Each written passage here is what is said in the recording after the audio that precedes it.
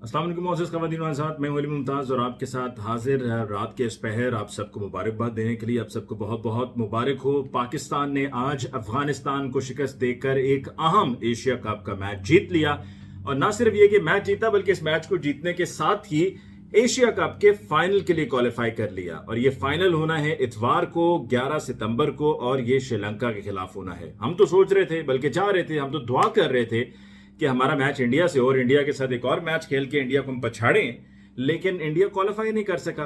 अच्छा होता, गेम के लिए अच्छा होता, क्रिकेट के लिए अच्छा होता, शायकीन क्रिकेट के लिए अच्छा होता कि अगर इंडिया क्वालिफाई कर जाता, लेकिन ऐसा हो नहीं पाया। लेकिन बहरहाल हमने इंडिया को जो हराया है ना अभी, वो उन्हें T20 वर्ल्ड कप जो अभी इस साल के अख्ताम की जानिब जाते हुए होगा उस तक उनको याद रहेगा, वो भूलेंगे नहीं। आज के मैच की बात करते हैं। आज के मैच में कारकर्दगी नसीम शाह की, तो उसके लिए तो अल्फाज ही कम पड़ जाते हैं जी। कमाल परफॉर्मेंस नसीम शाह की, हैरान कर दिया सबको, नामुमकिन को मुमकिन कर दिया। और आज उनकी वालदा इस दुनिया में नहीं है। अगर वो आज हयात होती तो यकीन बहुत खुश होती अपने बेटे को देखकर, अपने बेटे की कारकर्दगी को देखकर, क्योंकि उनके बेटे ने पूरे मुल्क का सर फख्र से ऊंचा कर दिया है। और मुझे याद है कि नसीम शाह जब पहली मरतबा पाकिस्तान टीम का हिस्सा बने थे और टीम के साथ टूर पे गए थे, तो वहीं पर थे कि जब उन्हें इतला मिली कि उनकी वालदा की वफ़ात होगी। उनकी वालदा बीमार थी, लेकिन उनका चूंकि नाम अनाउंस हो गया था, उनको टीम का हिस्सा बना दिया गया था, तो उनकी वालदा ने उनको रवाना किया था दुआओं के साथ। और ये उनकी दुआओं का ही नतीजा है, उनकी वालदा की, कि आज नसीम शाह ने वो कर दिखाया कि जिसकी किसी को तवक्को ना थी। बल्कि क्रिकेट में अगर आप शायकीन क्रिकेट की बात करें, एक्सपर्ट्स की बात करें, कोई सोच नहीं सकता कि एक ऐसा खिलाड़ी जो प्राइमरीली एक फास्ट बॉलर है, वो जाएगा 10वें नंबर पे बारी करता है, वो जाएगा और उस वक्त आपको 2 छक्कों की जरूरत है, कम 11 रन की जरूरत है, और वो जाएगा और जाकर एक छक्का लगाएगा, फिर दूसरा छक्का लगाएगा। और एक और बात मैं आपको बताऊं, ये ना आप सोचिएगा कि जी वो फुल टॉस आई तो उठाया और गेंद बाहर फेंक दिया। फुल टॉस फास्ट बॉलर की जब आती है और उस हाइट पे आती है तो इतना आसान नहीं होता। आपको याद है यहीं पर शारजा पे चेतन शर्मा बॉलर थे, जावेद मियांदाद बैट्समैन थे। गेंद की चेतन शर्मा ने और जावेद मियांदाद ने उठा के मिड विकेट के ऊपर वो छक्का दे मारा। और उसके बाद कमेंटेटर की आवाज थी, and that's a six and Pakistan have one. वो आवाज आज भी सबको याद है। हम शारजा में वो लम्हा भूल ही नहीं सकते। और आज नसीम शाह ने भी कमाल कर दिया, आसिफ अली ने भी अच्छी बैटिंग की। और आसिफ अली ने तो पिछले साल भी यहाँ पे T20 वर्ल्ड कप जब हुआ था ना, तो अफगानिस्तान के खिलाफ ही मैच था कि जिसके अंदर आखिर में हम फिर फंस गए थे। मैच आखिर में फंसा दिया करते हैं। मैं आज साथ साथ ट्वीट भी कर रहा था कि जी हम जीता हुआ मैच कैसे हारना है वो पाकिस्तान से सीख लें। और फिर मैंने आखिर में ट्वीट की कि हारा हुआ मैच कैसे जीतना है ये भी आप पाकिस्तान से सीख लें। हमने उन्हें 129 के टोटल पे रिस्ट्रिक्ट कर लिया था। बेहतरीन बॉलिंग परफॉर्मेंस थी। शादाब खान ने 4 ओवर्स में एक खिलाड़ी को आउट किया, अच्छी परफॉर्मेंस थी उनकी बॉलिंग परफॉर्मेंस। नसीम शाह की बड़ी अच्छी थी, 4 ओवर्स में 19 रन दिए, एक खिलाड़ी को आउट किया। हारिस रऊफ ने 2 खिलाड़ियों को आउट किया अपने मुकर्ररा 4 ओवर्स में।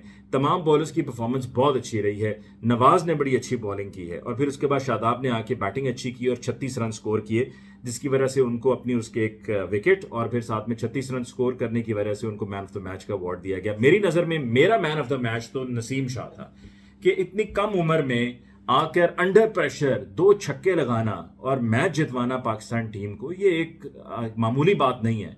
और साथ में एक विकेट भी हासिल की। तो for me the man of the moment, the man of the match is Naseem Shah. और जैसा कि वो एक दफ़ा इयन बिशप ने कहा था ना, वो ब्रेथवेट के बारे में, I think it was T20 world cup final और वेस्ट इंडीज़ वो फाइनल जीता था।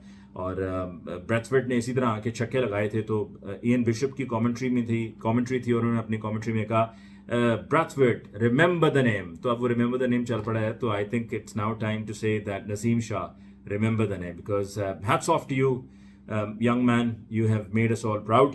दूसरी तरफ जी अहम इशू की तरफ आते हैं। अफगानिस्तान की टीम की तरफ से उनके बॉलर हैं फरीद। उन्होंने आसिफ अली को आउट किया। आसिफ अली को आउट करने के बाद जो उन्होंने वहां पर ड्रामेबाजी की, जो बदतमीजी की, तूफान बदतमीजी बर्पा किया, कब तक बंदा देखें, एक कोड ऑफ कॉन्डक्ट भी होता है। आसिफ अली ने बर्दाश्त किया। आसिफ अली को तो उसके लिए मैं कहता हूँ हैट्स ऑफ टू हिम। जब मुकम्मल वीडियो सामने आई है ना, वरना तो वीडियो पहले अधूरी आई थी जिसमें नजर आ रहा है कि जी आसिफ अली ने बल्ला उठाया हुआ है। आसिफ अली ने बल्ला क्यों उठाया? आसिफ अली की विकेट हासिल की। विकेट हासिल करने के बाद आसिफ अली के यहाँ पहुंचकर आसिफ अली को फरीद ने गाली दी और फिर साथ में कुछ ऐसे नामुनासिब नाजेबा उन्होंने कुछ इशारे भी किए, जिस पर फिर आसिफ अली को गुस्सा आया तो उन्होंने यूं बल्ला उठाया। वो बल्ला बड़े आराम से मार सकते थे। मैं कहता हूँ जी بڑے تحمل کا مظاہرہ انہوں نے کیا ہے، اور اگر ان کی جگہ پہ کوئی اور ہوتا تو وہ بلا اٹھا کے دے بھی مارتا، لیکن انہوں نے نہیں کیا. اسپورٹس مین اسپرٹ کا انہوں نے مظاہرہ کیا، اور یہی افغانستان کو بھی کرنا چاہیے تھا کہ آپ میچ کھیل رہے ہیں، آپ اپنے جذبات کو کنٹرول میں رکھیں. مانا کہ جذبات ہوتے ہیں، پر اس کا مطلب یہ نہیں ہے کہ آپ الٹے سیدھے اشارے کرنا شروع کر دیں.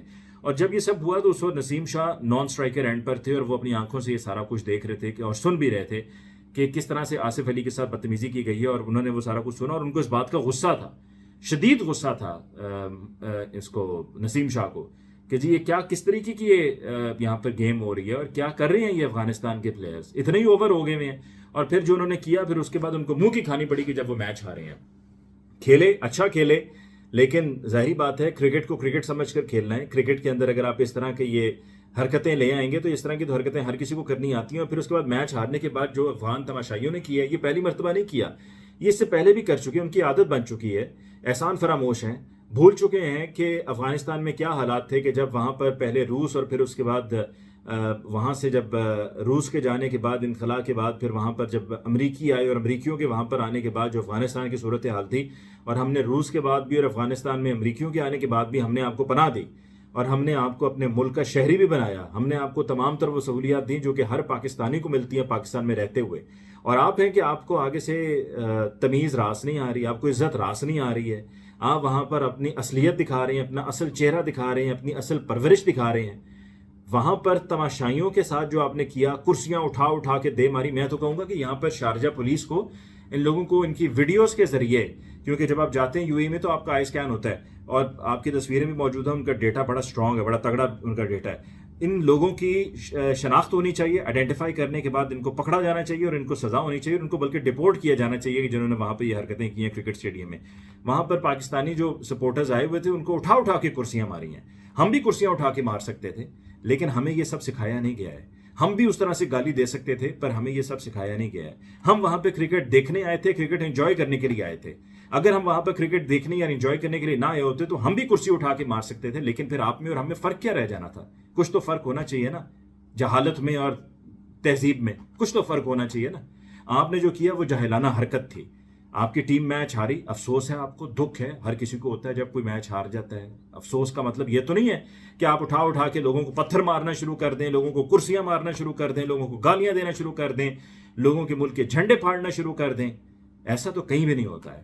اور آپ وہاں پر دبئی میں بیٹھ کر، شارجہ میں بیٹھ کر آپ یہ ساری حرکتیں کر رہے ہیں. بڑا افسوس ہوا مجھے سارا کچھ دیکھ کر کہ افغانستان میں وہاں پر یہ کس طریقے سے کر رہے ہیں.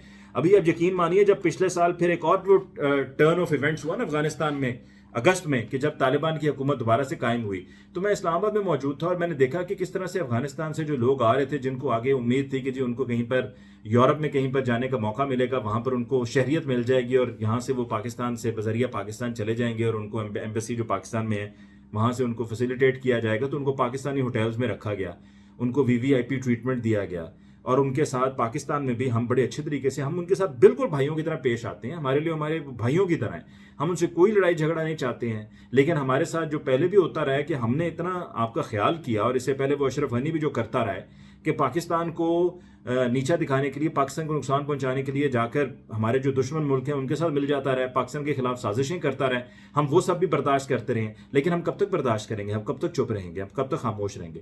تمیز سیکھ لیں خود ہی سے، کیونکہ اگر آپ یہ سب کرتے ہیں تو ہم بھی اگر کبھی کرنے پر اتر آئے نا تو بہت تکلیف ہوگی، بہت درد ہوگا. مجھے بھی ممتاز کو دیجیے اجازت، اللہ نے کے بعد.